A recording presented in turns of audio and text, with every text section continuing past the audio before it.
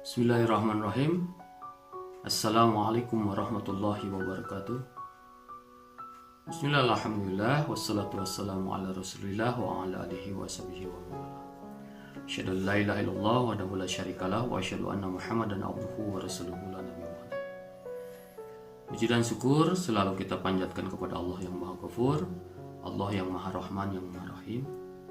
Karena berkat limpahan taufik, hidayah serta inayah dari Allah Subhanahu wa taala, kita semua masih diberikan kesehatan, masih diberikan kekuatan, masih bisa menggunakan seluruh anggota badan kita untuk selalu mendekatkan diri kepada Allah Subhanahu wa taala.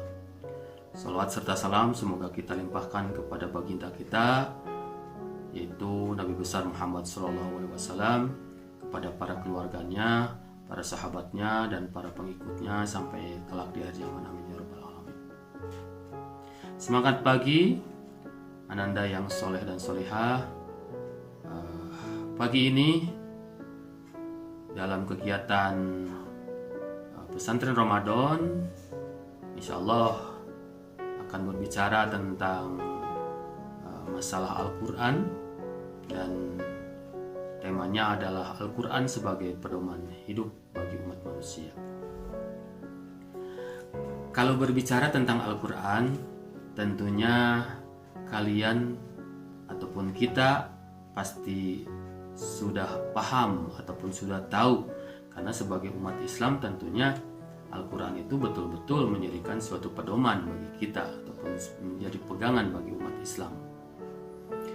Tetapi realita di dalam kehidupan manusia kadang banyak juga yang Al-Quran itu serasa seperti bacaan yang aneh, ataupun mungkin kadang punya Al-Quran pun jarang untuk dibaca, apalagi diamalkan di dalam kehidupan sehari-hari. Maka sebagai seorang generasi Qurani, khususnya bagi para pelajar di SMK 13 ini, maka Al-Quran bukan sekedar hanya bacaan, ataupun Al-Quran bukan sekedar hanya pajangan, tetapi yang paling penting adalah ketika kita berbicara tentang Al-Quran, maka Al-Quran itu harus menjadikan ataupun harus dijadikan atau harus diamalkan di dalam kehidupan kita sehari-hari.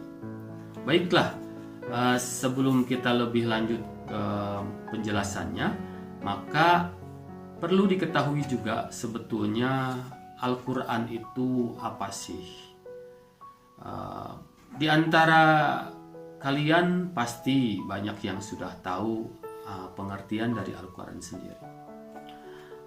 Oke, Al-Quran secara bahasa ataupun secara etimologi itu berasal dari kata qara'a yaqra'u Qur'an. Artinya adalah bacaan. Sedangkan Al-Quran secara istilah ataupun terminologi yaitu kalamullah ataupun firman Allah yang diturunkan kepada Nabi besar Muhammad SAW melalui perantaraan malaikat Jibril, kemudian menjadikan pedoman hidup bagi kita semua, dan bagi yang mengamalkannya akan berpahala. Itu kalau dilihat dari pengertian Al-Quran secara istilah ataupun secara terminologi. Jadi paham ya pengertian Al-Quran. Jadi Al-Quran itu secara pengertian yaitu bacaan, ataupun secara etimologi itu adalah bacaan ataupun yang dibaca, dan yang keduanya Al-Quran secara terminologi ataupun istilah adalah kalamullah, firman Allah yang diturunkan kepada Nabi Muhammad, yang dijadikan pedoman hidup bagi umat manusia, dan berpahala bagi umat manusia yang mengamalkan ataupun membacanya. Kemudian selanjutnya ada juga kedudukan dan fungsi Al-Quran. Bagaimana sih kedudukan dan fungsi Al-Quran itu? Di antaranya adalah ada fungsi Al-Quran ada 3 fungsi yang berkaitan dengan Al-Quran. Yang pertama, Al-Quran sebagai mujizat bagi Rasulullah SAW. Ini dijelaskan di dalam Quran surat Al-Isra surat ke-17 ayat 88. Kemudian ada juga di dalam Quran surat Yunus surat ke-10 ayat 38. Itu fungsi yang pertama. Kemudian fungsi yang kedua, Al-Quran itu adalah sebagai pedoman hidup bagi umat Islam. Ini dijelaskan di dalam Quran surat An-Nisa surat ke-4 ayat 105. Kemudian Quran surat Al-Maidah surat ke-5 ayat 48 dan Quran surat Al-Jasiyah surat ke-45 ayat 20. Itu yang kedua. Kemudian yang ketiga adalah Al-Quran sebagai penyempurna terhadap kitab-kitab Allah Subhanahu wa taala yang diturunkan sebelumnya. Ada di dalam penjelasan Quran surat Al-Maidah surat ke-5 ayat 48. Kemudian Quran surat An-Nahl surat ke-16 ayat 64 dan Al-Quran di dalam Quran surat-surat yang lainnya. Itu kedudukan dan fungsi Al-Quran. Jadi tadi dijelaskan bagaimana sih kedudukan dan fungsi Al-Quran sendiri. Kemudian apa sih di dalam Al-Quran itu ada apa lagi sih? Di antaranya ada isi dari kandungan Al-Quran. Isi kandungan dari Al-Quran ada 2 sisi ataupun dilihat dari 2 segi ataupun 2 sisi, di antaranya Al-Quran dari segi kualitasnya dan dari segi kuantitasnya. Dari segi kuantitas ataupun jumlahnya, Al-Quran itu terdiri dari 30 juz, 114 surat, dan 6.236 ayat. Ada juga yang mengatakan ayatnya 6.666 ayat. Sebetulnya tidak salah. Semuanya tadi yang 6.236 ayat dan ada juga yang mengatakan 6.666 ayat, itu semuanya benar, ya. Kemudian dari segi kualitas, isi pokok Al-Quran terbagi menjadi 3 bagian, yaitu diantaranya berkaitan dengan masalah akidah, isinya berkaitan dengan masalah keimanan. Ilmu yang mempelajari disebutnya ilmu tauhid atau ilmu kalam. Itu yang pertama. Kemudian yang kedua adalah berbicaranya tentang syariah.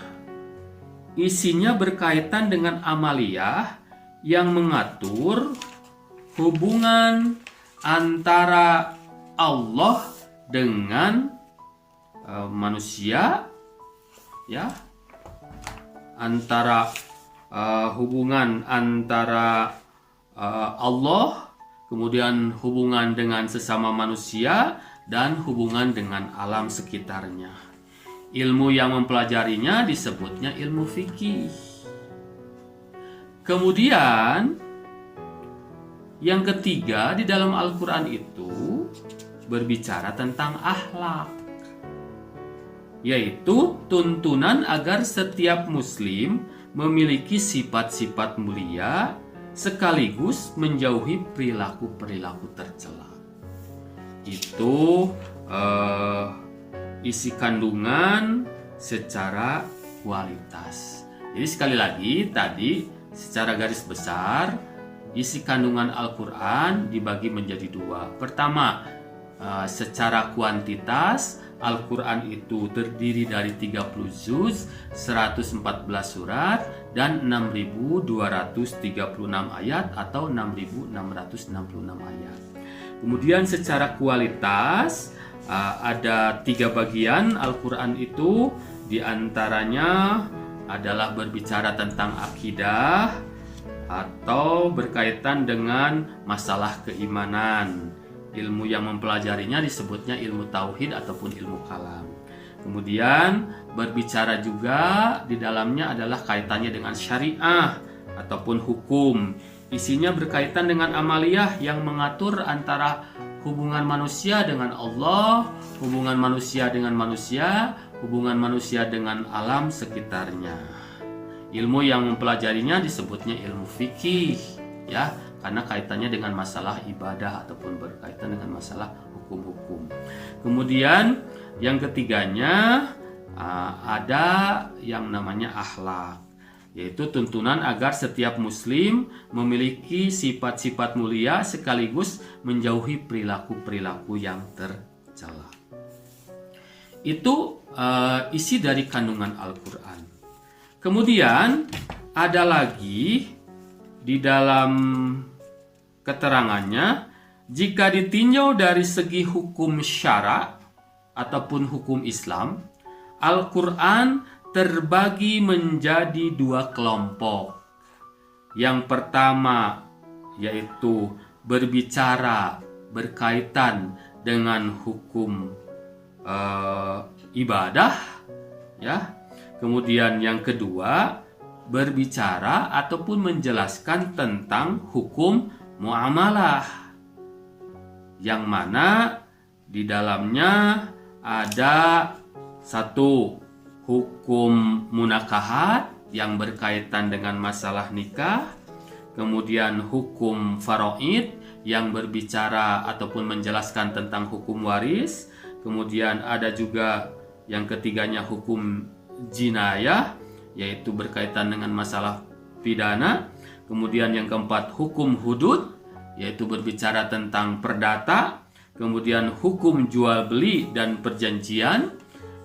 Selanjutnya ada juga hukum khilafah ataupun pemerintahan. Kemudian ada juga hukum makanan dan penyembelihan. Selanjutnya juga ada hukum aqdiyah atau pengadilan. Kemudian yang kesembilannya ada hukum jihad. Dan yang terakhirnya berbicara tentang hukum dauliyah ataupun antar bangsa. Itu jika ditinjau dari hukum syara. Jadi secara garis besar tadi Al-Quran dibagi menjadi dua, yaitu tadi ibadah dan muamalah. Muamalah sendiri dijabarkan lagi menjadi 10 poin yang berbicara tentang masalah muamalah, yaitu kaitannya dengan hubungan manusia dengan manusia. Selanjutnya, kategori surat di dalam Al-Quran dibagi menjadi dua. Pertama adalah surat Makkiyah dan yang kedua adalah surat Madaniyah. Surat Makkiyah adalah surat yang diturunkan di kota Mekah ataupun sebelum hijrahnya Rasulullah. Kemudian surat Madaniyah adalah surat yang diturunkan di kota Madinah atau setelahnya Rasulullah melakukan hijrah dari kota Mekah ke kota Madinah. Itulah beberapa penjelasan yang berkaitan dengan masalah Al-Quran. Nah, sebetulnya masih banyak yang memang perlu dijabarkan ataupun perlu dijelaskan. Tetapi Bapak hanya menjelaskan secara ringkas berkaitan dengan masalah Al-Quran. Tetapi yang paling penting, setelahnya kita paham terhadap pengertian Al-Quran, kemudian apa sih Al-Quran itu sendiri, sebagai umat Islam, terutama kita sebagai generasi Qurani, kalian sebagai generasi Qurani, apa sih yang mesti kita lakukan terhadap Al-Quran sendiri? Jadi ketika kita berbicara Al-Quran itu, maka yang paling penting adalah kita harus bisa mengaplikasikan ataupun menerapkan terhadap Al-Quran sendiri. Jadi ketika kita berbicara tentang Al-Quran, pertama adalah kita harus membaca Al-Qurannya, ya. Ada 4 langkah yang harus kita lakukan. Pertama adalah kita membaca Al-Quran, kemudian yang keduanya adalah kita mentadaburi terhadap ayat-ayat Al-Quran, kemudian yang ketiganya kita pun dianjurkan untuk menghafal Al-Quran, dan yang keempatnya adalah yang paling penting adalah kita mengamalkan terhadap isi Al-Quran itu sendiri. Itu yang mungkin yang harus kita lakukan. Mudah-mudahan Ananda yang soleh dan solihah, setelahnya dijelaskan dari beberapa poin berkaitan dengan masalah Al-Quran ini sendiri, mudah-mudahan di dalam keseharian kita lebih meningkatkan lagi ataupun lebih meningkat lagi, terutama di dalam masalah membaca Al-Quran dan mengamalkan terhadap Al-Quran itu sendiri.